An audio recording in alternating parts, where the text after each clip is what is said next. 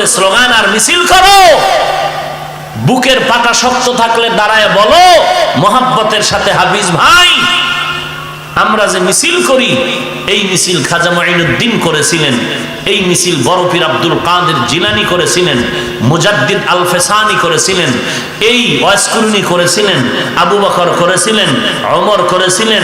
একটা প্রমাণ দাও, তোমার করা লাগবে না, নেতৃত্ব আমি দিয়ে করব।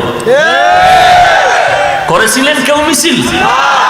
রবিউল আউয়াল আসলেই যে মিছিল করো, এই মিছিল শাহজালাল করেছিলেন, শাহপরান করেছিলেন, এই রবিউল আউয়াল এই মিছিল করেছিলেন কেউ? তুমি কেন করো? কি লাভ কি? কোটি কোটি টাকার বাতি, ব্যানার, পতাকা, কি হইল? তোমার নিজের ফায়দা হইল না, এতটুকু হইল তোমরা আমাদেরকে বৃদ্ধাঙ্গুলি দেখা একটু মনের ঝাল মিটাইতেছো, আর কিছু মনের ঝাল মিটাইতেছো আমাদের সাথে।